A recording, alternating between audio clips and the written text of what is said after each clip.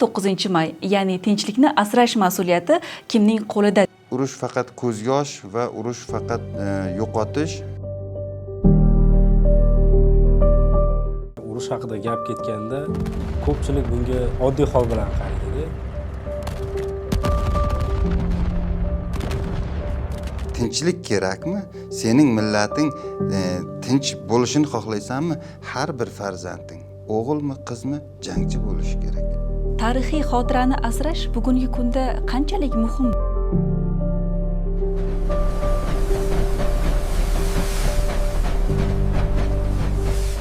Biz demak sharafli tarix qoldiradigan avlodni yetishtirish uchun biz kechagi tariximizdan xulosa chiqarishimiz. Bu suhbatlarning hikmati menimcha shunda bo'ladi. Assalomu alaykum aziz tinglovchilar, sizlar bilan bir gap bor debati va men Sabrina. Bugun sizlar bilan jamiyatimizdagi bir muhim ma'naviy jihatdan chuqur ma'noga ega bo'lgan bir mavzu haqida gaplashamiz. Bu mavzuyimiz 9-may, ya'ni tinchlikni asrash mas'uliyati kimning qo'lida deb nom oladi. 9-may bu faqatgina xotira va qadrlash kuni emas. Bu biz uchun berilgan eng ulug' ne'mat hisoblanmish erkinlikni anglatib turuvchi yana bir sana desak mubolag'a bo'lmaydi.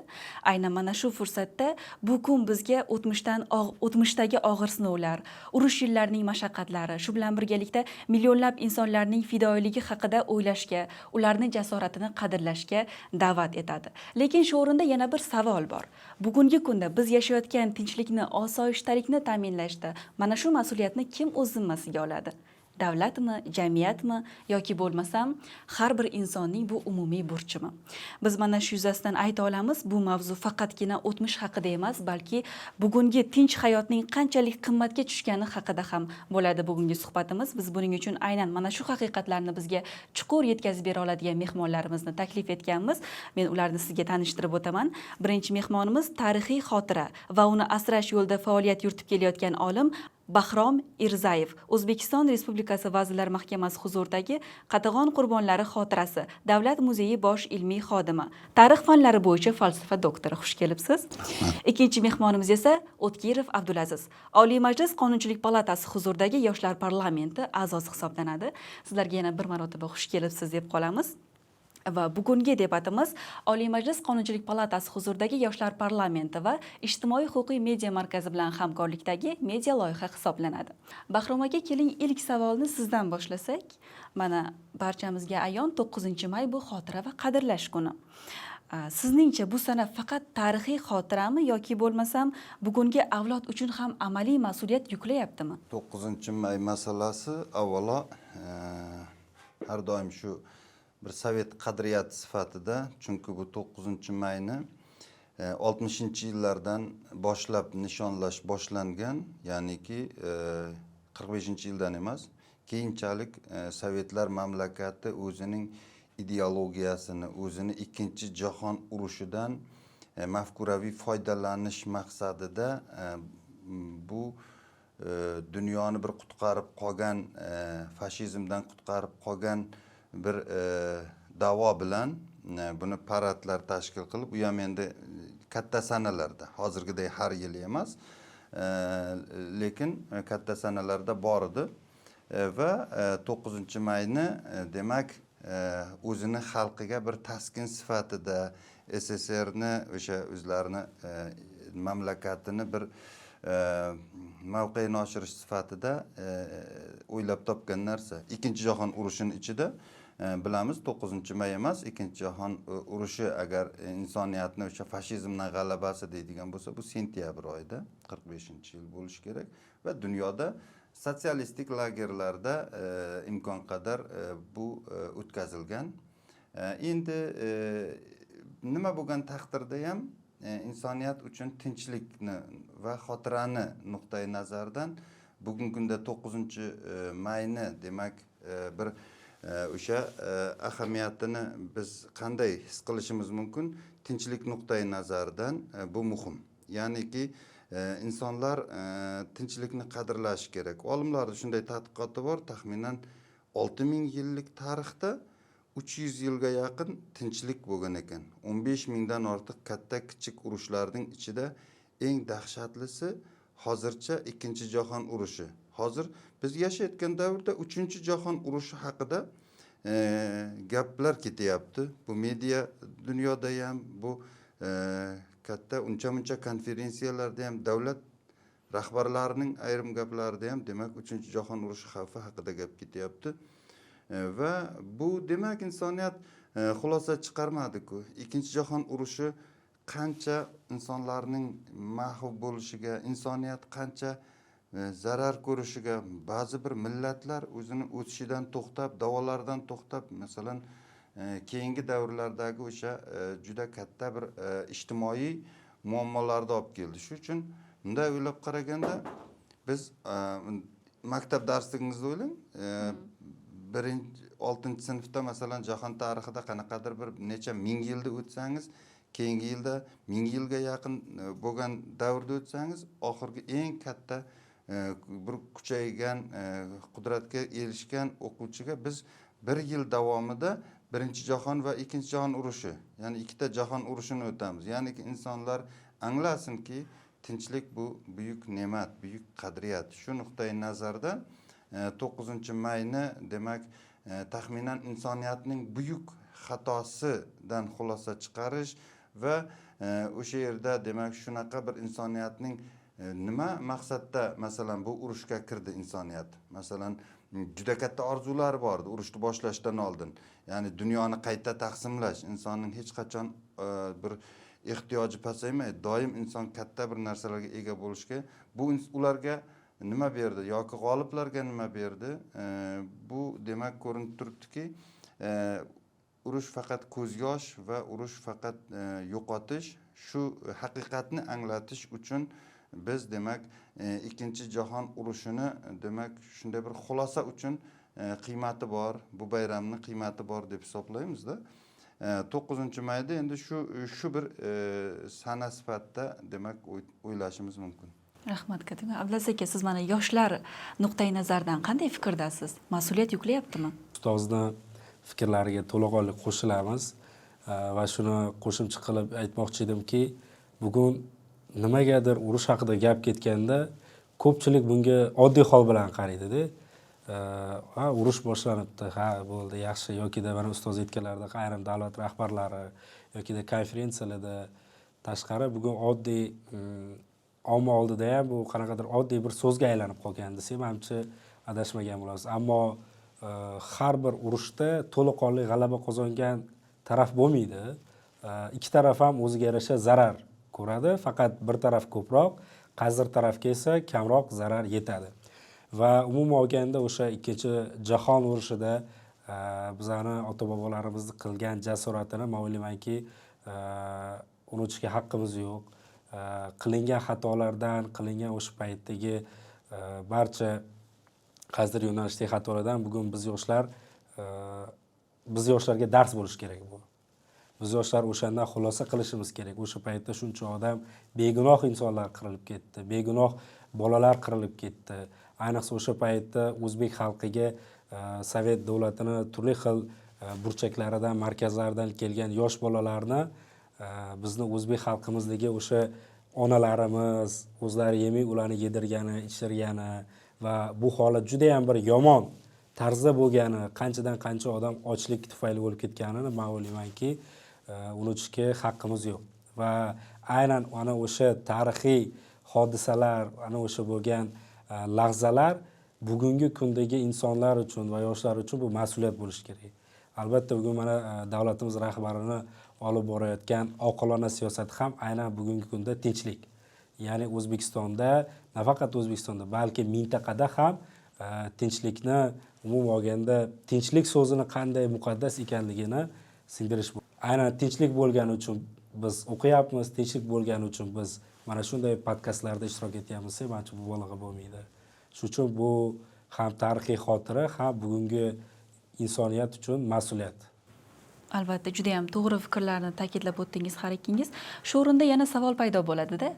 Tarixiy xotirani asrash bugungi kunda qanchalik muhim bo'lyapti? Agar u unutilsa, jamiyatda qanaqa o'zgarishlar paydo bo'ladi? Qanday oqibatlarga olib keladi bu holat? Bu savolingizga men Shohid Eson Musayev degan bir jadid muallimi bor. Bu kishi Oybeklarning, bizi akademik yozuvchi yoki shu davrdagi erishgan juda ko'p insonlarning ustozi deb ustozi u kishi Navoiyda dars bergan. Oldin bir 4 yil oldin 4 yildan ko'proq Istanbul Dorulfununida dars bergan. O'sha zamondayoq sotsiologiya yo'nalishida bir olim.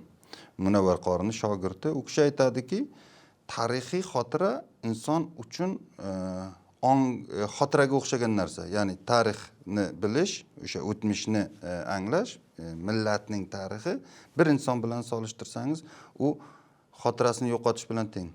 Tasavvur qiling, bir hodisa bo'lib, demak siz har qanday bir inson xotirasidan ayrildi. Uni har kim aldashi mumkin, har kim har yo'lga solishi mumkin. Uni demak sizni butun hayotingizni, maqsadlaringizni sizni o'sha qisqa umringiz davomidagi erishgan demak xotirangiz tashkil qilib turadi. Shaxsiyatingizni shakllantiradi. Jamiyatimiz shunday holatga kelsa, demak u o'zligini yo'qotsa, kimligini yo'qotsa, bir kuni ingliz bo'lgisi kelib qoladi, ikkinchi kuni arab bo'lgisi kelib qoladi, uchinchi kuni demak nemis, qayerdir yapon, ya'niki xurushni bilmaydigan kuchukchaga aylanib qoladi. Yani o'zligini anglamaydi. Bu demak jadidlarning tarixga bergan. Ikkinchi voqea masalan shu 9-may bilan bog'lasak. Mana shu ikkinchi jahon urushida o'zbek xalqi to'g'ri demak eng ko'p qurbon bergan xalqlardan bittasi. Lekin bu ta'kidlab o'tdi, bolalarga mehr ko'rsatgan.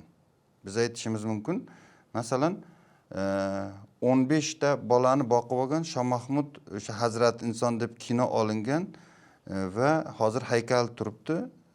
Bu voqea bir o'zbek ota-ona shuncha boshqa millatning farzandlarini o'zining bag'riga oldi. Xuddi shunday Samadov degan Samarqandda, xuddi shunday demak minglab bolalar o'zbek oilalariga olindi.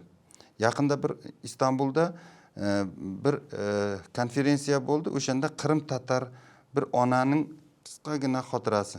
Uni demak bir o'zbek oilasi chelakda olgan ekan. Endi boshqa savol tug'iladi. Yevropalik o'sha davlatning egasi bo'lgan bitta ayol oldimi bironta bolani? O'zining millatining bolasini oldimi? Hodisa yo'q bunaqa. Demak, o'zbek millati farzand boshqa millatlarning farzandiga ham ko'rsata oldi. Ikkinchisi, boya aytdim, yapon asrlari. Ozgina bizda 4 yilgina asr bo'ldi. Lekin o'zbek va yapon xalqini, demak, minglab yozilgan xatlar o'zbek millatining mehriga, oqibatiga berilgan buyuk baho. Yoki Qabardin-Balqar, o'sha ko'chib kelgan millatlar, koreyslar, demak, yaxshi millat, yaxshi inson eng og'ir paytda ham o'zligini yo'qotmaydi. Va mana shu ikkinchi jahon urushi davrida bizning xalqimizning demak mana shunday bir asrlar davomida ushlagan insoniylikka sadoqatining misolini demak butun dunyoda, kinoda, boshqa narsada boshqa millatlar ham tanigan. Yoki bir yaqinda bir kino olindi, qanaqadir o'sha o'zbek asrlari qiyin paytda bir nonni bo'lib 103 o'zbekmi degan.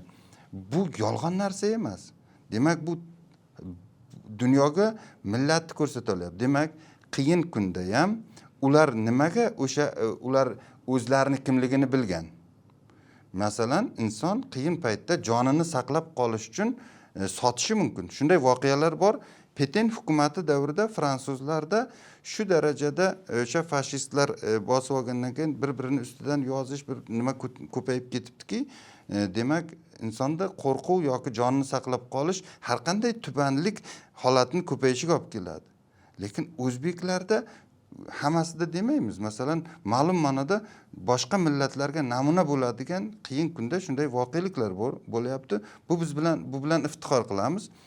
Polshaga boring, Fransiyaga boring, Yevropani shu qaysi joyida demak bir o'zbek soldatining yotgan bo'lsa, siz bilingki, o'sha millatda shunday butun katta massivlarga uni nom berilgan. Qahramonning nomi berilgan. Demak, abadiyga ketadi uni qahramonligi. Biz buni unutmasligimiz kerakligini ma'nosi shunda. O'zbek millati demak insoniyatning bir mehrli, bir insoni sifati, bir vakili sifatida demak bugungi yoshlarimiz buni bilishi ularga ham bir mas'uliyat yuklaydi aytganingizdek. Ikkinchi narsaki, ham bir millat sifatida bizni davlatchiligimizni nima qiladi? Qo'llab-quvvatlaydigan bir omil. Demak, shu nuqtai nazardan aytganingizdek, mas'uliyatmi yoki bo'lmasa shu tarix hikmat uchun yaratilgan. Demak, insoniyat xato qildi. Shu xatosini demak ichida o'zbek xalqi nimalarni yo'qotdi, nimalarni topdi. O'zbek xalqi undan oldin qodiriylari, cho'lponlari bir necha demak vaqt oldin otib tashlangan o'zbek xalqi qahramon sifatida demak fashizmga qarshi o'zini yana bir avlodini yetishtirib bera oldi. Yoki bo'lmasa oddiy o'sha oziq-ovqatdan boshlab kecha-yu kunduz ishlab mehnat qilib, demak shunday bir sifatli millat sifatida o'zini ko'rsata oldi. Bugungi kunda endi yoshlar yoki bo'lmasa bugun buni bilishdan maqsad nima desa, dunyoda demak shunday bir tarix yaratgan, qiyinchilikda ham go'zal bir tarix yaratgan millati vakili sifatida demak unga nima beradi? Bir kuch beradi qaysidir. Bahrom aka, mana hozir aytib o'tdingiz, tarixiy xotirani asrash juda ham muhimligini tushuntirdingiz. Bu narsani ma'lum bir insonlar, ma'lum bir yoshlar qatlami tushunadi-da, lekin jamiyatimizda hamma ham birdek emas, tushunmaydigan yoshlar yoki insonlar topilishi mumkin. Ularga mana shu muammolarni tushuntirish uchun nimalar qilish kerak deb o'ylaysiz yana jamiyatda? Qanaqadir yana kino filmlar ishlab chiqarish kerakmi? Aynan shu yo'nalishga taalluqli bo'lgan yoki bo'lmasa ko'proq mana shu tariximizdan xabardor qilish kerakmi? Qanaqa ishlar amalga oshirilishi kerak deb hisoblaysiz jamiyatda? Barchaga birdek yetkazish uchun mana shu jarayonning muhimligini. Polshada shunday tarix amaliyoti borda, biz dunyodan o'rganishimiz kerak. Polsha bizlar tarixni maktabda darslikda qilganmiz, uni ham O'zbekiston tarixi va jahon tarixi qilganmiz. Biz yana bolalardan xafa bo'lamiz, ba'zilar bilmaydi deb. Biz uning teng yarim vaqtini jahon tarixi, nima demak, Nefertitining yoki bo'lmasa Ramsesning islohotlari yoki bo'lmasa Shimoliy Amerika va Janubiy Amerika urushlari yoki qanaqadir o'sha Vyetnam tarixi, to'g'ri bu bilim ortiqchalik qilmaydi, lekin yana biz xafa bo'lamizki, demak sen nega masalan Loy jangini ahamiyatini bilmaysan? Amir Temurning o'sha Anqara jangida kim nima bo'ldi yoki bo'lmasa Qatvan jangi nima bo'lgandi? Buni bilmay. Chunki biz uni vaqtini olyapmiz. Polshani misol keltirganim, Polshada tarixni o'rgatish bu maktab darsligi emas. Butun radio, televideniya, hamma imkoniyatlar demak va dunyoning aksar mamlakatlarida bitta tarix o'tiladi. O'zining tarixi. Jahon tarixi degan tarix yo'q. Bu demak siz aytayotganday bizi yoshlarimiz hali ham shuncha shu yo'nalish bilan ham shuncha narsani ko'pchilik biladi. Men masalan yoshlardan juda xafa bo'lmayman. Yaqinda bir bugun ko'rdim shekilli, sen bir demak Moskvaning markazida o'tkazyapti. Pushkinning suratini qo'yib yoshlardan bu kim deb so'rayapti. Bunday qarayapti-da, user 6632 deyapti. Ya'ni taxminan shunaqa bir foydalanuvchi demak uni Pushkinning rasmini qo'yib qo'yganmi, u tanigandan xursand, lekin bu hayron bo'lyapti va hammadan so'rab chiqyapti. Bilmadim, hech kim javob bera olmayapti. Demak, bizni holatimizda, bizi yoshlarimizda men bo'lishi mumkin, lekin uncha ko'p deb o'ylamayman. Aynan shu sohada ishlaganim uchunmi yoki ko'p uchrashuvlarda bo'lganim uchunmi, farzandlarimizda qiziqish ancha katta, yoshi katta odamlarimizda ham katta. Bizlar siyosiy millatmiz. Boya aytdim. Bizlar siyosiy millatmiz. Juda uzoq, masalan, tumanning qishlog'ida bir joyda to'y bo'lsa boshlaydi. Sen o'zi qayerdansan, kimlardansan? Hattoki Amir Temur uchun kurashib yotishadi. Demak, bu omildan biz foydalanishimiz kerak. Holigacha Shermuhammadbekni, Muhammad Aminbekni yoki bo'lmasa istiqlolchilarni demak eslanmaydigan biror bir tadbir bo'lmasa kerak. Ya'ni kattalarimizda ham, kichiklarimizda ham bu narsa bor.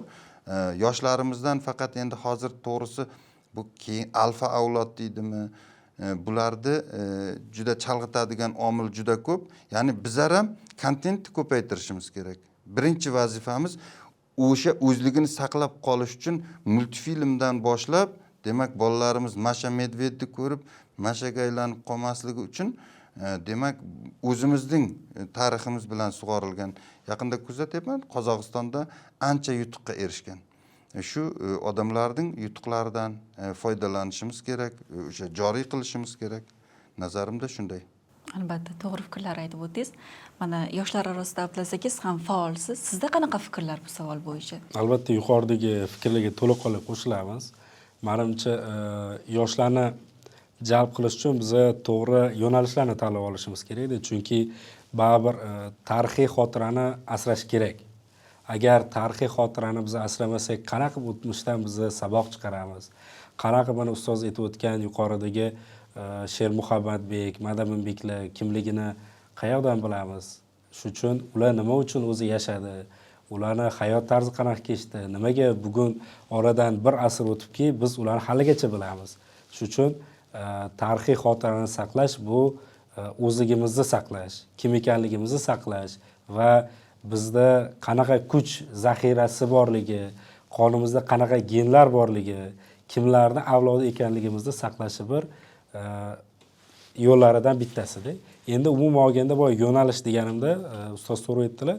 Qo'shni Qozog'iston Respublikasida bunga urg'u berilyapti. Albatta bizda ham bunaqa qilyapti. Bugun bizlarning yoshlar nima bilan ko'proq band? Bugun media kontentlar bilan band. Ya'ni ular ijtimoiy tarmoqlarda ko'proq vaqt o'tkazishyapti. Ayrimlari ular aynan o'sha kinolar, kliplar va mana shunday podkastlar orqali bugun biz ularga to'g'ri yetkazib bera olamiz. Mana qarang, so'nggi yilda aynan shu ikkinchi jahon urushi haqida, o'sha yillarda o'zbek xalqining qilgan qahramonliklari, o'sha yillarda umuman O'zbekiston o'rni haqida juda ham ko'p filmlar olindi-da. Oddiy misol, o'sha bitta filmda ko'rgan bo'lsanglar, bizni o'zbekistonliklarga o'sha fashistlar non otadi. Va o'sha non otishganda qarang, qanaqa tarzda tarbiyaga ega-da ular. Ularning orasidagi bir yosh bizni ajdodimiz chiqib, nonni olib, yosh kattaga olib kelib, ular nonni bo'lishib yeyishdi. Ya'ni bizni u filmda umuman olganda o'sha davrdagi qadriyatimiz, bizni xalqimizda qanaqa qadriyat bo'lgan va bugungi kunda ham mana shu masalalar bor-da. Aynan o'sha podkastimizni boshlaganda ham aynan ustozimizga so'z berganingiz ham ana o'sha qadriyatlarni bugungi kungacha saqlanib kelayotganini bir isboti. Bu nima orqali? Bu o'sha tariximiz orqali va bizni ota-onamiz berayotgan tarbiya orqali, ya'ni kattalarga bo'lgan hurmat va kichiklarga bo'lgan izzat. Mana o'sha kontent orqali bizni yoshlarimiz o'z ko'rib borishyapti-da, yoki o'sha paytdagi onalarimizni qancha qahramonliklarida. Shu uchun men aytmoqchi bo'lganim, media orqali bugun biz o'sha katta bir bozori ichida ekanmiz. Biz ana o'sha yerga o'zimizni sog'lom kontentlarimiz orqali o'z o'rnimizga ega bo'lishimiz kerak va buni juda ham tezroq men o'ylaymanki amalga oshirish kerak. Aynan o'sha Qozog'istonda juda ham katta bugun loyihalarni ko'ryapmiz ustoz. O'sha kinolar juda ham ko'payib ketdi ularda. Mana Tumariz qarang, o'zidan o'zi Turon malikasi edi-da. Bugun boshqacha obrazda chiqyapti. Ya'ni biz ham ko'p mana tarixga qiziqish yoki umuman oladigan bo'lsak, bir vaqt bo'ldi bizda faqat Koreya tarixidagi kinolar ketdi. Misol uchun o'sha paytda ularning Jumong degan kinosi juda ham urf bo'lib ketdi. Hamma uni ko'rdi-da, lekin men o'shanda esimda ustozim oldiga borib, tarix 7-sinfda bo'lgan ustoz, bu faqat bizga Koreya nimasi bor ekan, shunaqa o'tamizmi shu mavzuni degan o'tamiz. Endi ikkinchi savolim, bizda ham shunaqa qahramonlar bo'lganmi o'zi deganman-da. Albatta bo'lgan. Keyin bizni Amir Temur bobomiz bilan taqqoslaganda juda katta farq. Ya'ni mana shunday bir media orqali biz nafaqat yoshlarimiz tugul millatimizga o'zimizni boy tariximizni namoyish etamiz, balki turistik oqimni ham juda katta oqimi bo'ladi deb o'ylayman. Ya'ni turizm ham bu orqali tezroq rivojlanadi. Mana qarang, o'sha Imom al-Buxoriy filmi olindi. Sezgan bo'lsangiz juda ham ko'p bugun mana Imom al-Buxoriy rekonstruksiya qilinib, juda ham ko'p turistlar bor. Men o'zim yaqinda Samarqandga bordim, juda ham ko'p. Aynan o'sha joyni ko'rishmoqchi bo'lib kelishyapti. Yokida mana Registon majmuasiga borganimda ustoz kechqurunlari lazer orqali namoyishlar ko'rsatishyapti. Bu ham bir medianing kuchi, aynan o'sha lazer orqali ko'rsatishayotganini odamlar kelib ko'rishmoqda. O'sha kitob va media orqali biz ko'proq auditoriyani zabt eta olamiz deb o'ylayman. Albatta, shu o'rinda aytib o'tish kerak, Islom sivilizatsiya markazi ham tashkil Albatta. etildi. U yerda juda ham haqiqiy ko'p narsani ko'rsak bo'ladi, tarixga yuzlansak. Lekin yana bir narsaga yuzlanishimiz kerak edi. Bugungi kunda tinch hayotni biz oddiy holat sifatida qabul qilib qolganmiz. Lekin buni haqiqiy qiymatini mana shu davrda yashagan insonlar, ko'rgan insonlar biladi. Ustoz, shu haqida fikrlaringizni bo'lishsangiz, mana shu tinchlikni qiymati bugungi kunda qay darajada? Bilasizlarmi, bittalari nima diplomatiya universiteti bo'lajak diplomat, bir kishi bo'lajak olimda yoshlar, men ataylab o'zim qiziqdim yoshlar parlamenti qanaqa yo'nalishda va ikkinchi jahon urushi o'zi nima edi aslida? Birinchi jahon urushi nima edi? Endi o'ylamanglar, katta avlod har doim dono bo'ladi. Bu demak ikkinchi jahon urushi ko'rsatyaptiki, bu kimlarning qarori edi? Yoshlarning qarori emasdi. Demak, ikkinchi narsa, nima uchun bo'ldi bu ikkita jahon urushi? Va nimani mustahkamladi? Bugun nega 3-jahon urushi haqida gap ketyapti? Ya'ni ikkinchi jahon urushidan keyin tasavvur qiling, Birlashgan Millatlar Tashkiloti paydo bo'ldi. Dunyo sotsialistik va kapitalistik lagerga, ikki qutbli dunyo. Bugun birinchi aytgan tashkilotimning ahamiyati yo'qligini hamma bilib turibdi. Undan sal oldinroq o'sha lagerlar tugagandi. Ya'niki muqarrar o'sha 45-yildan taxminan bu bir 50 yil yashadi deylik, o'sha tuzilma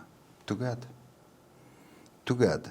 Endi demak hozirgi to'lqinlar ertangi kelishuvni hal qiladi. Bitta gap borda, urush bu tinchlik uchun kurash deydi. Xo'sh, o'sha biz o'zbeklar bo'ladigan bo'lsak, tasavvur qilinglar, bizani to'ylarimiz qanday bo'lgan? Sunnat to'ydan boshlab hamma to'yda ko'pkari. Ko'pkari nima? Ko'pkari urush, tinchlikdagi urush. Ya'ni talash va kurash va butun ayollar nimaga boshiga nima tosh taqib tik yurgan? Ya'ni bizlar faqat jangchi tayyorlaganmiz. Ya'ni bizlar tinchlikni shunday ko'ramiz. Endi ikkinchi narsa, tinchlikning qadriga yetadigan inson tinchlik haqida so'rab yolvorib yotmaydi. Tinchlik kerakmi? Sening millating tinch bo'lishini xohlaysanmi? Har bir farzanding, o'g'ilmi, qizmi, jangchi bo'lishi kerak. Ojizlar uchun tinchlik bo'lishi mumkin emas. Bizning xulosamiz shu. Demak, bizning hozir aytadigan narsa, yangi dunyo haqida biz o'ylab olishimiz kerak. O'sha urush adolatlimidi? O'sha g'oliblar adolatlimidi? Agar g'oliblar adolatli bo'lganda, nega bizning Turkiston legionimizdagilar shunchaki qirib tashlanishiga yo'l qo'ydi? Bizning savollarimiz bor. Nega bizning masalamiz hal qilinmay qoldi? To'g'rimi? Biz demak ikkinchi jahon urushining oxirgi qarorlaridan biz rozi emasmiz. Nima uchun bizning davlat rahbarimiz borib Yaponiya va veto huquqiga, demak Turkiya kirish kerakligi haqida gap ketyapti. To'g'rimi? Yangi dunyoning eng qudratli masalalari. Demak, mana shunday g'oyalar orqasidan, ikkinchidan yana o'tiriladigan bo'lsa, biz kim sifatida qatnashamiz? Kimningdir ta'sir doirasidagi, demak odam sifatidami yoki Amir Temurning, yoki bo'lmasa Kushonlarning, yoki bo'lmasa o'sha Shayboniylarning, kechagi demak dunyoni so'ragan odamlarning bir merosxo'ri sifatida chiqamizmi? To'g'rimi? Albatta. Ikkinchi jahon urushidan bizning maqsadimiz nima? Biz rozi emasmiz u kelishgan dunyo bilan. Men shu nuqtai nazardan biz unga qarayotgan paytimizda mana o'sha paytda tinchlik bo'lib qoldi degan nuqtai nazardan emas, biz o'sha paytdagi demak da'vogar sifatida chiqishimiz kerak. Yangi dunyo tartibida yangi da'volar egasi bir davlat sifatida chiqishimiz kerak. Kecha shunchaki tadbirda Amir Temurning bayrog'i vertolyot bilan uchirildimi? yoki bo'lmasa bizlar jadidlar demak bugungi siyosat nuqtai nazaridan jadidlarga e'tibor berilayotgan jadidlarning davolari nima edi? Nega ochgan maktabi Turon, nega ochgan demak teatr truppasi Turon, nega chiqargan gazetasining nomi Turon? Chunki biz birlashgandagina qudrat bo'lamiz. Bizni bo'lib tashlamasligi uchun qidirilayotgan tarix. Shu nuqtai nazardan demak hozir aytiladigan qachon tinchlik bo'ladi? Biz kuchli bo'lgan taqdirimizda. Biz aqlli bo'lgan taqdirimizda. Biz qudratli bo'lgan taqdirimizda. Biz birlashgan taqdirimizda. Biz do'stlarimiz va dushmanlarimizni anglagan taqdirimizda. Tarixning hikmati bizga shuni anglatadi. Yana aytadiki, demak millionlab odamlarni olib borarmishda, qo'liga tayoqdan bo'lgan, miltiqqa o'xshagan tayoq berib choptirarmish. Go'sht sifatida foydalangan seni bobongdan. O'sha urush zo'r urushmi? Demak, ko'rsangiz, men o'tgan yili bir narsani postda qo'yuvdim. Mol boqib yuruvdim deydi, naryoqdan keldi, olib ketdi. Onajonim mendan rozi bu. Bu umuman insoniy aqlga to'g'ri kelmaydi. 24 soatlab insonlarni ishlatish. O'sha Ubaydulla Mingbayev bor, O'zbekistonning birinchi Oliy sud raisi bo'lgan inson. Shu kishi aytadiki, bizlar urush uchun, front uchun ertalabdan kechgacha eshak bilan Surxondaryoda shu bola edik, go'dak edik, lekin qoplab olib ketayotgan bug'doyimizdan bir donani olsak, bizni otib tashlash uchun qo'rqardik. Shu pochcham bor edi, kissalariga, kavushlarining orasiga tushib qolgan bug'doylarni terib, mana unaqa qilib uflab, keyin bir joyga qovurib, o'shandan to'rtta berardi. Mana urush. Demak, mana millatning qadri. Biz istiqlolni avaylashimiz kerak. Biz mustaqillikda avaylashimiz kerak. Biz demak bu urushdan shunday xulosa chiqarishimiz kerak. Kuchli bo'lsak yashaymiz. Kuchni kimlar to'playdi? Demak, yoshlarning qarori bo'lishi kerak.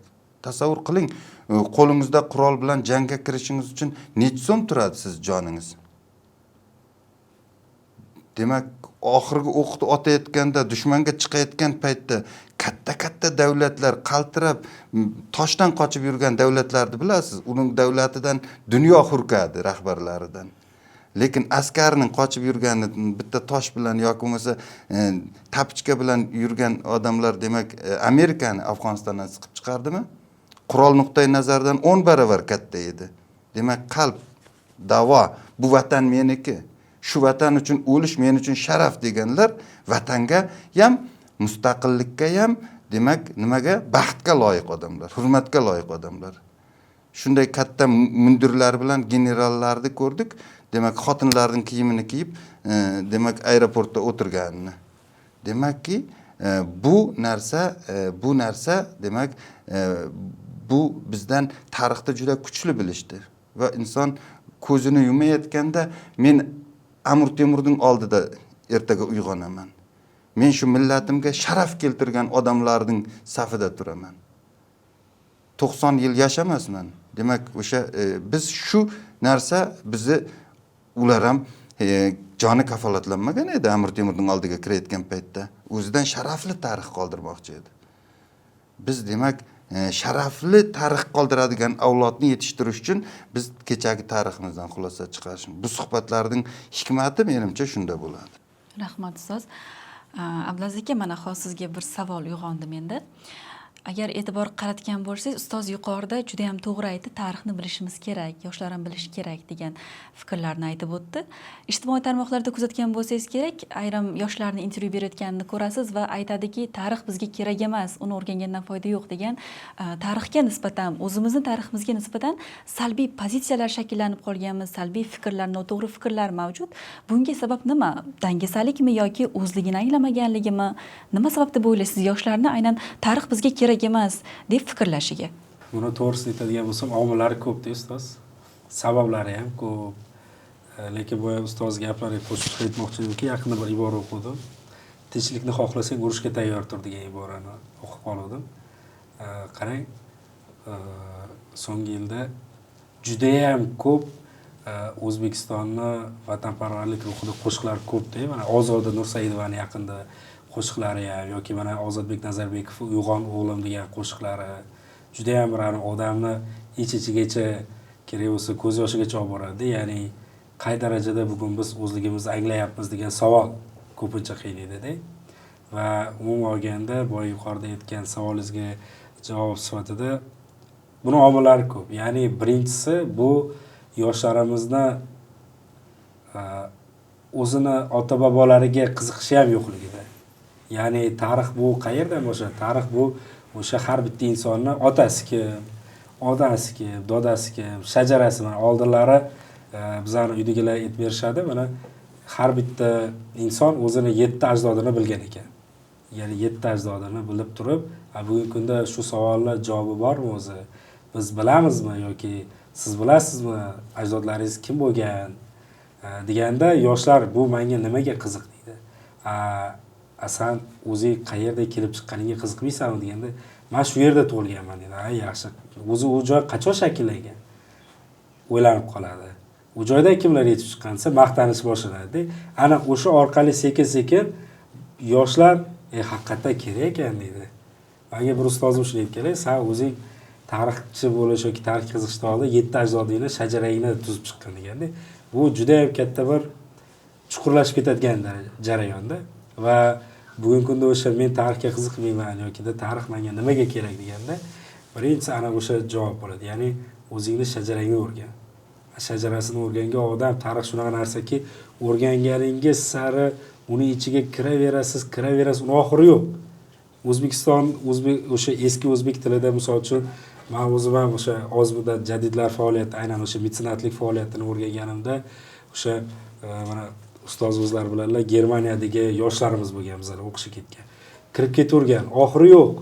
O'zbek tilidagi o'sha eski o'zbek yozuvidagi adabiyotlardan keyin turk tilida, arab tilida, fors tilidagi, ingliz tilidagi, rus tilidagi chiqib kelib uni oxiri yo'q. Mana shunday tarix o'zini tortib ketadi ichiga va inson o'zidan analiz qilishni boshlaydi. Ana o'sha analiz men o'ylaymanki, bugungi kunda bizni ayrim turdagi yoshlarimizga yetishmayapti. Ya'ni buni sabab o'sha qayerda ko'rinyapti desangiz, uzoqni ko'ra bilib ish qilmaslik. Ayrim yoshlarimiz oliy ta'lim universitetida o'qiydi, lekin nimaga u yerda o'qishini bilmasligi yokida tezchanligi, ya'ni oxirini o'ylamay turib qaror qabul qilishligi.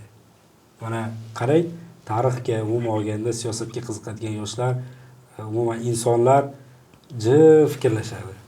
Nimaga? Chunki har bitta o'ylayotgan, gapirayotgan gapini o'ylab gapiradi. Chunki har bir insonni gapirgan gapiga javob berish ham kerak-da. Shuning uchun men o'ylaymanki, bugun tarixga qiziqadigan yoshlarimiz baribir ko'proq qiziqmaydiganlardan ko'ra va men o'ylaymanki, ko'proq biz o'sha boya yuqorida aytganimizdek kontentlar orqali har bir insonni qaysidir joyda qiziqish uyg'onib qoladi-da. Misol uchun, meni o'zimning do'stim juda ham kuchli bir fizika oliy ta'lim muassasasida bitirgan. U ham xuddi shu, menga tarix nima kerak. Lekin men unga boshqaroq podxod qilganman, fizika nuqtai nazaridan. Ya'ni o'zi Nyuton yaratgan qonunlari oldindan sal oldinroq Farabiy tomonidan teoretik jihatdan kashf qilingan edi-ku deganda spor boshlanib ketganda, ya'ni bahs boshlanib ketganda uni o'zi borib, erinmay o'rganib, Farabiyning kitoblarini ko'tarib, shu darajada qiziqadi u fizikaga. Shu bahsni yutib chiqish uchun Farabiyni o'qib chiqqan. Tushunyapsizmi? Lekin biz mana bugun o'sha tarixga qiziqmaydigan yoshlarimizga shu savolni beraylik, ularni qiziqishdan. Futbolga qiziqadigan keling futbolni tarix haqida so'raylik. Bizning o'zbek futboli bugun qay darajada, oldin qay darajada edi? Paxtakor 1979 qanaqa kuchli o'yinchilarga ega edi? Yokida turli har bir sohani o'zini tarixi bor. Oshpazlik deysizmi, futbol deysizmi? Men o'ylaymanki, to'g'ri yo'nalish berib savol bersak, tarixga qiziqmaydigan odamimiz qolmaydi. Ustoz, siz bu haqda nima deya olasiz? Aynan mana bugungi kunda yoshlar sizning oldingizga kelib turib, ma'lum bir qismlari, ma'lum bir yoshlar oldingizga kelib turib, tarix biz uchun nimaga kerak deb savol bersa, uni fikrini o'zgartirish uchun unga nima deb javob bergan bo'lardingiz? Men har qalay meni oldimga yoshlar kelib, tarix bizga nima uchun kerak deb tasavvur qila olmayman-u. aksincha teskarisi ko'p bo'lyapti hozir. Aytdi, bugun yoshlarimizda qiziqish katta. Kattarib boryapti va bu savolni beradigan, bilingki, u o'zi savol bermayapti. U demak maxsus bir loyihaning vakili. Ya'ni bu so'zni aytishdan yoki bo'lmasa bizni tariximizni kamsitib, ko'p yaxshi maqolalar tez-tez yo'qolib qoladi. Masalan, shunday suratlar e'lon qilingan, kecha internet tarmog'ida bor suratni bugun topolmaysiz. Munavvar qori bilan bog'liq yoki Ibrohimbek Laqay bilan bog'liq ko'pchilik biz shuni qo'rg'ay olmayapmiz-da. Bu nashrlarimiz kam, kitoblarimiz kam. Masalan, odam tabiatan shunday o'zi bilmagan narsadan qo'rqadi. Biz millatimiz shu vaqtgacha soxta tarixning qurboni bo'lgan. Ya'niki bizni qahramonlarimizni yo o'tda demak nimalashtirib yuborganmiz, ideallashtirib yuborganmiz. Nima qilsak ham biz unga o'xshay olmaymiz-da. U tug'ilgandan quyosh boshqacha otilgan, uning otasi ham cheksiz buyuklikning, hech o'zimizni o'xshata olmaymiz. Rasmlariga qarasangiz Makedonga o'xshab ketadi. Bizning mana bu ko'zlarimiz, mana bu basharlarimiz qahramonlarimizga mos kelmaydi. Va mana shu orqali millat tarixidan uzoqlashtirilgan. Ya'ni bizani kinolarimizdagi, hattoki jadidlar haqidagi olingan kinodagi Behbudi ham odamga o'xshamaydi, farishtaga o'xshaydi-da. Tasavvur qilyapsizmi? Men baribir bunday bo'la olmayman. Men bunday bo'la olmayman. Demak, biz nimada xato qildik? Uni sening bobong, sening demak odaming degan narsani biz uqtira olmadik. Shuning uchun bu isyon. Tushunyapsizmi? Bizi tariximizga isyon. Endi nima uchun maxsus shunday qilindi? Nima uchun maxsus shunday qilindi? Bu tarix institutining, ya'ni bu kolonial davrdagi, mustamlakachi davrdagi yoki bo'lmasa totalitar tuzumning bir millatning tarixiga nisbatan kamsitishi. Vaholanki kecha bir qarich tuproq uchun jonini bergan millat, ya'niki o'sha istiqlolchilik harakati davrida tasavvur qiling, qo'lida birorta qurol yo'q. Butun Madambekning 23 minglik qo'shinining ichida 700 dona qurol bo'lgan. Uni ham ko'pining o'qi bo'lmagan. Ya'ni kim bolasini demak muqarrar o'limga jo'natadi. Faqat millatni tarixini anglagan va vatanini sevgan odam. Mana shu qahramonlikni biz ko'rsata oldikmi? Farzandga ko'rsata oldikmi? Yo'q. Demak, bu so'zni aytayotgan bo'lsam, men tarixchi bo'lsam, men vijdonim qiynaladi. Biz maktabga borib, demak, shuning uchun har doim bir suhbat chaqiradigan bo'lsa, boramanki, birov yarim eshitib qolar, hech bo'lmasa Telegramdan nimadan o'zgaradi. Chunki biz darsliklarimiz ahvolini aytdik, tarixning umumiy konseptual nimasini aytdik. Ya'niki buni uchun men o'sha insonni aybdor deb hisoblamayman. Shunday deb o'ylayotgan bo'lsa, o'zimni va muallimlarni aybdor deb hisoblayman. Chunki biz maktabdan boshlashimiz kerak. Bu ota-onalar demak osmondan bizga omonat qilib bir jonni taqdim qildi. Ziyolilar uni osmonga olib chiqish kerak, muallimlar. Uni qalbiga demak inson qanday bo'lishi kerak? Hech kimning umriga kafolat yo'q. Birov 40 yil yashaydi, birov 50 yil yashaydi, birov 90 yil yashaydi, birov 20 yil yashaydi. Siz 20 yilda qahramon bo'ling. Usmon Nosir qamoqqa olinganda 24 yoshda edi. Bugun 100 yilligini nishonlayapti. U bechora hali oila qurgani yo'q edi. Lekin shu millat yana 1000 yil yashasa, uning demak qahramonligi unutilmaydi. Qodiriy 40, Behbudi 40 yoshda edi. Biz nechta haykal qo'ydik va uning gaplarini har birini bilmagan bolamiz bilmasa, o'quvchimiz bilmasa, biz tarixchi emasmiz. Sababi millat o'sha qadriyatlari bilan mavjud. Boyagi gapni aytadigan odam demak yosh, ya'niki u bizning yosh emas, allaqachon demak o'zligini unutgan. Ya'ni buni uchun demak u bola emas, kattaroq aybdorlarni izlash kerak. Ya'niki biz sevdira olmadik. Biz tushuntirib bera olmadik unga. Shuning uchun unga fizika kerak, unga demak hamma narsa kerak. Men aytmoqchi emasman, fizika kerak emas yoki meditsina kerak emas. Aynan eng yaxshi meditsina, eng yaxshi fizik aytilganda eng yaxshi uchuvchi bo'lish uchun ham, eng yaxshi quruvchi bo'lish uchun ham demak siz o'zingizni anglashingiz kerak. Ya'ni eng yaxshi jangchi bo'lish uchun buni qanday tushuntiraman? Hozir aytaman. Bitta ya'niki odam shu darajaga muvaffaqiyatga erishish uchun uning buyuk maqsadi bo'lishi kerak. Ya'ni shu millatga xizmat qilish. Seni qurgan binongda sening millatdoshlaring yashaydi. Seni demak qurgan yo'lingda sening millatdoshlaring yuradi.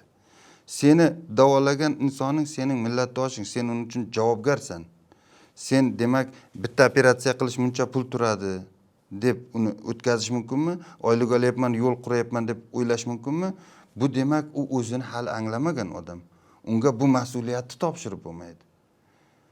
Mana shu nuqtai nazardan qaraydigan bo'lsak, tarix nihoyatda muhim insonni demak bu biz ahamiyatli fan. Masalan, zo'r ximikni biz ximiya Malayziyada o'qitib olishimiz mumkin. Dunyoni xohlagan burchagida o'qitishimiz mumkin. Lekin unga tarixni demak biz qadriyatni shu mahallada, shu demak jamiyatda beramiz. Ya'ni shu yo'nalishlarda ba'zi bir taklif qilib qoladi. Westminsterdami, qayerdadir litseyda o'zbekning nimasi yo'q, muhiti yo'q. Websterdami, bolalari pasportda bolalarimiz, bizani bolalarimiz yurgan yo'lida, nimasida, harakatida demak bizniki yo'q. Bu demak biz bitta bolani yo'qotyapmiz. Bitta odam oilasi bilan green card bilan Amerikaga ketsa, 200 yildan keyin u 15 ta aralashib ketgan, o'z tilini yo'qotgan odam. Biz bundan yutqazamiz. Aksincha demak unga tarix orqali, unga vatanni anglatish orqali biz uni qaytarib olishimiz mumkin. Eng qizig'i unga uning hayotiga mazmun beramiz. Tasavvur qilyapsizmi? Boya gapni aytadigan odam bu uning fojiasi emas, bu bizning fojiamiz. Agar bir farzandimiz menga nima kerak deyotgan bo'lsa, bu jiddiy signal. Bu jiddiy signal. Bu davlatchiligimizga, bu millatimizga jiddiy signal. Shu nuqtai nazardan demak bunga yo'l qo'yishmaslik uchun bunaqa suhbatlar bo'lyapti. Bu debatimizning ham bir gap bording, o'sha aynan qaysi gapligi mana shu yerga keladi. Shu yerda menda bitta savol tug'ilib qoldi, ruxsat bersangiz. Biz o'ta ideallashtiryapmiz dedingiz-ku, tarixiy o'sha qahramonlarimiz. Balki bizda ham shu ideallik borki, biz u ideallikka cho'qqisiga chiqa olmayapmizmi yokida unga qanaqadir bir ma'lum sabablar bormikan? Chunki ular ideal bo'lgan bo'lsa, bizda ham baribir ularni ozmi ko'pmi qaysidir miqdorda qoni oqyapti-da.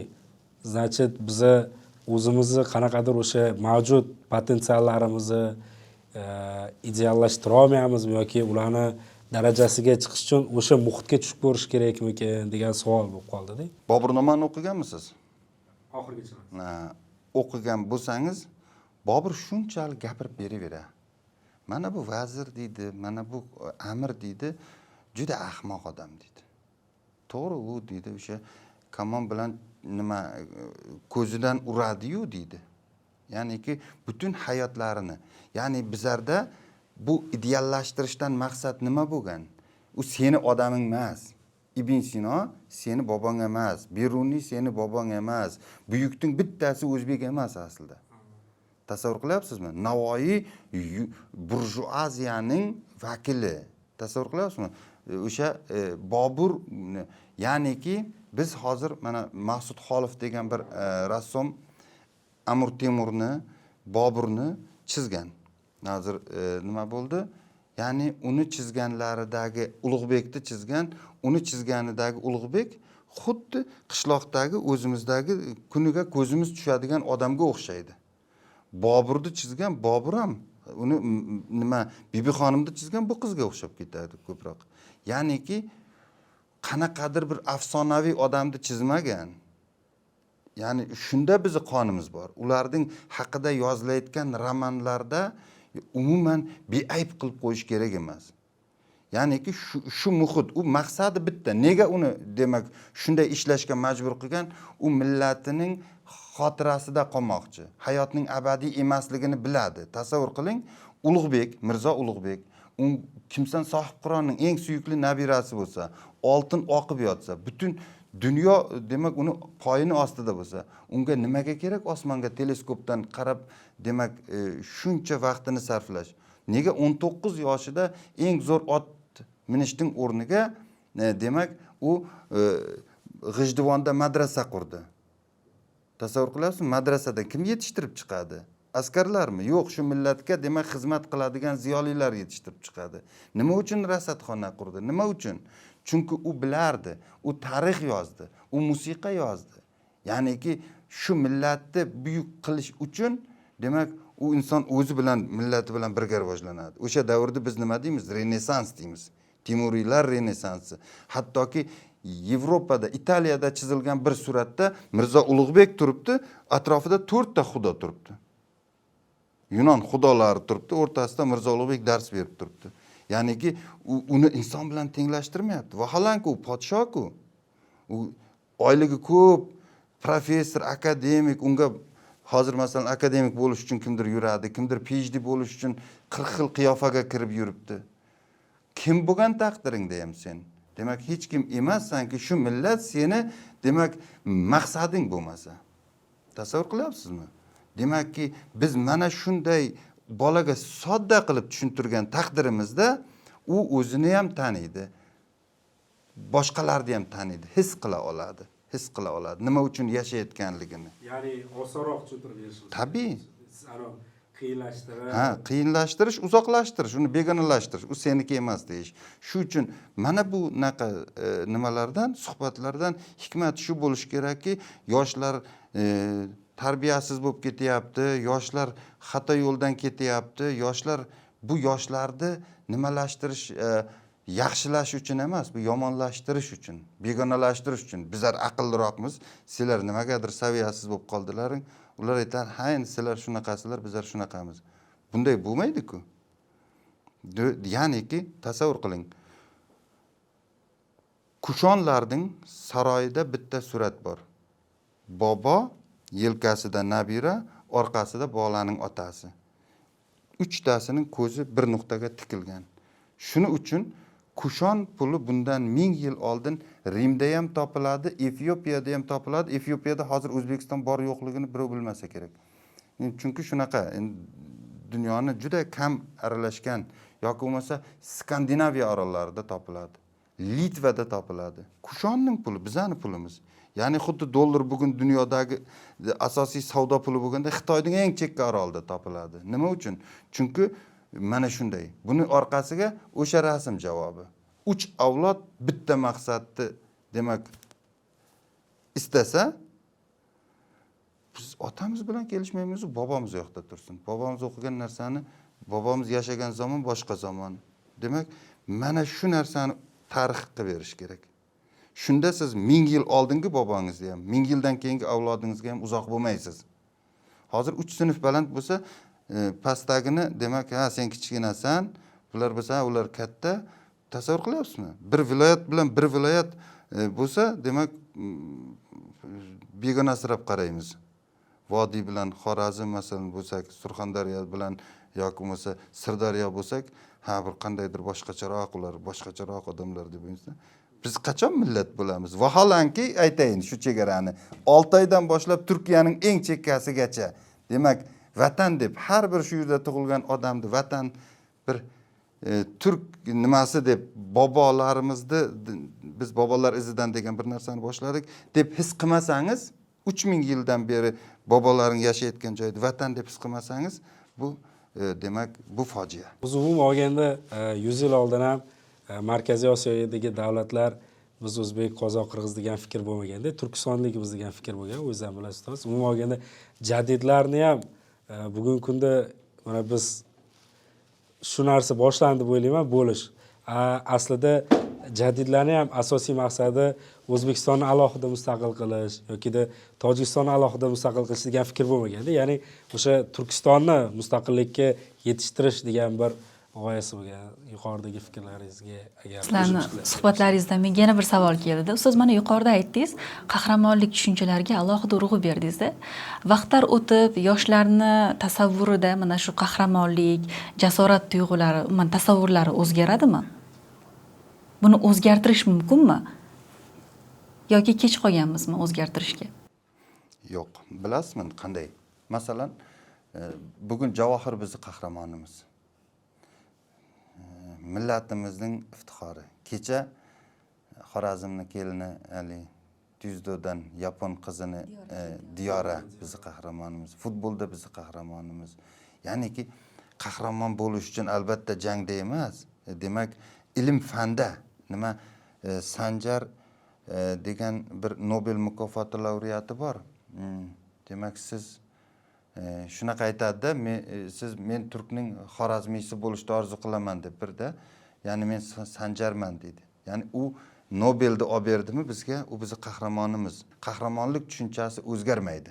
Qahramonlik demak shu millat, shu vatan uchun bir maktabga bir kitob olib borib, demak bolalarning ko'nglini ko'tarib yoki bir biznes odami demak bir ta'lim uchun bir narsa qilib o'sha grant ajratib bir narsa qilsa bu qahramonlik. Buni katta kichikligi himmatning nimasi yo'q.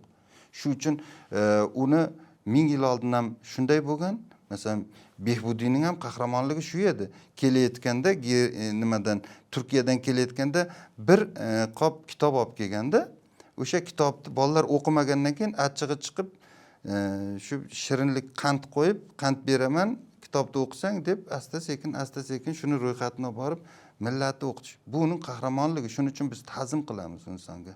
Shu uchun insonni demak biz emas, o'sha paytda aytgan, qiyomatgacha bu millat sendayni ko'ra olarmi, ko'ra olmasmi? Ya'ni shunday demak 40 yoshda butun millat otasi bo'ldi. Bu qahramonlik. Ya'niki o'sha shu nuqtai nazardan biz hozir qahramonlarga muhtojmiz. Ya'ni bugun ertalab 1 soat erta turib yoki bugun oldiga katta maqsad qo'ygan har bir farzandimiz bizning qahramonimiz. Qahramonlar hech qachon unutilmaydi deyishadi-ku. Rahmat javob uchun siz. Mana Abdulaziz aka, sizga yuzlanmoqchiman. Siz ham Yoshlar parlamenti a'zosisiz. Yoshlar parlamenti va boshqa tashabbuslar orqali mana shu yoshlarning tarixiy xotira va qadrlash madaniyatidagi o'rni qanaqa bo'lishi kerak deb o'ylaysiz sizningcha? Albatta bugun yurtimizda yoshlar bilan bog'liq tashkilotlar yetarlicha va bugungi kunda bulardan biri yiriklardan biri yuqorida aytib o'tganingizdek Yoshlar parlamenti.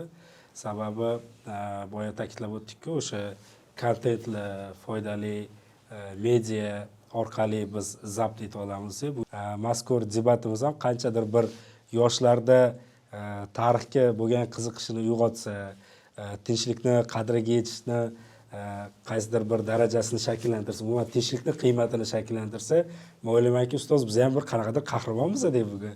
Shuning uchun men o'ylayman, Yoshlar parlamenti va tashabbuskor yoshlarning o'rni katta.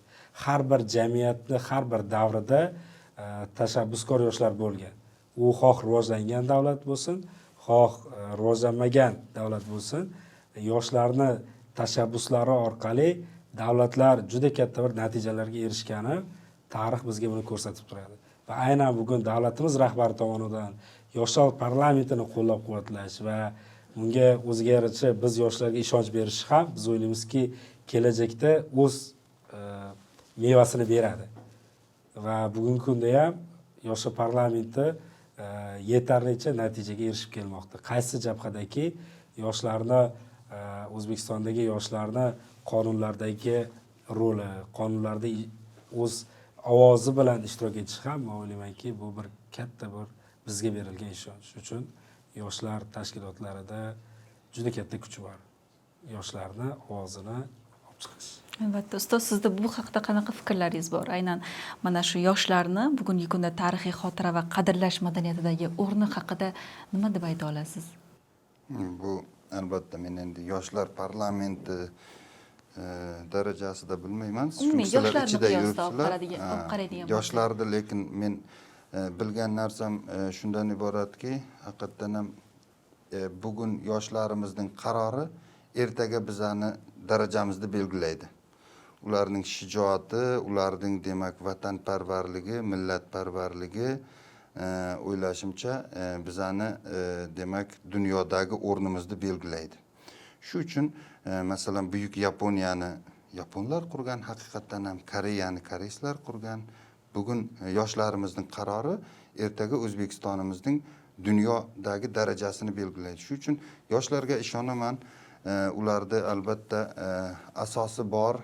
Bu oladigan maqsadlariga undan oldingi bobolari demak allaqachon nima sifatida namuna bo'la oladi. Tarix bu ular uchun katta bir motivatsiya vazifasini bajaradi. Rahmat ustoz javoblaringiz uchun. Ablaz aka, aynan mana shu fursatda sizga bir chiroyli savol bilan yuzlanmoqchiman.